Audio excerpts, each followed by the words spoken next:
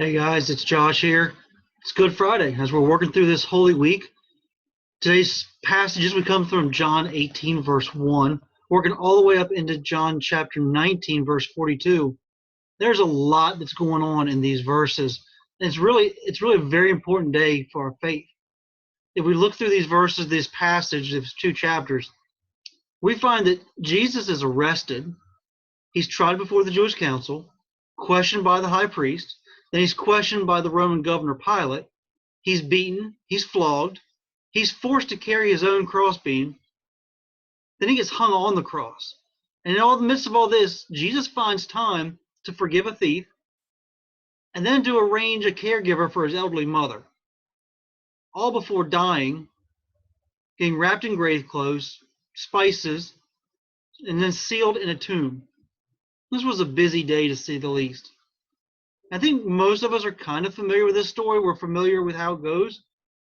And for those of us that are, we have this tendency, we want to scowl at some of the characters. Our mind thinks, how could you? How could you do this to Jesus?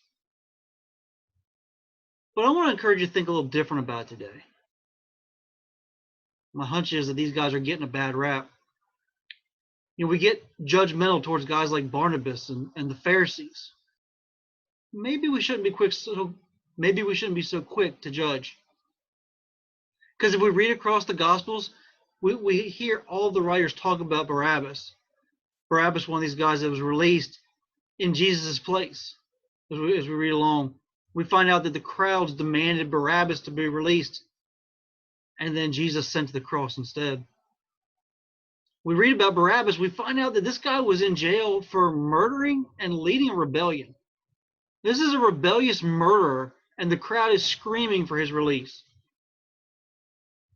But here's the thing. A rebel leading a rebellion? A rebel is the very definition of sin. Sin being to rebel against God.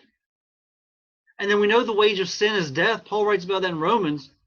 So if the wage of sin is death, then every time we commit a sin, we're committing murder against our very own eternity. Guys, do you realize that we are Barabbas? It kind of stings to think about it. It stings to know that we are the murderous rebel. That wild-eyed lunatic of Barabbas that we see portrayed in movies, it's really our reflection looking back at us through a mirror. So when Barabbas gets set free, when Jesus took Barabbas' place, he did it for us. That's symbolic illustration of what Jesus was doing for every one of us who would believe on him throughout history. Jesus took our place so that we could be set free.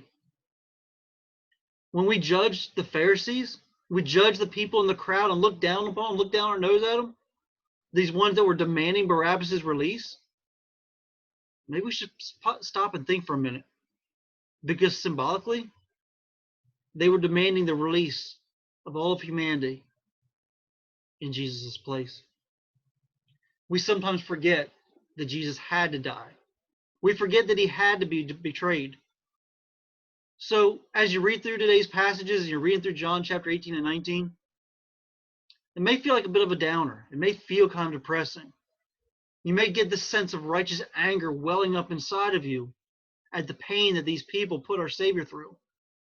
But remember, it had to happen so that murderous, rebellious people like ourselves, like you and me, it was so we could go free.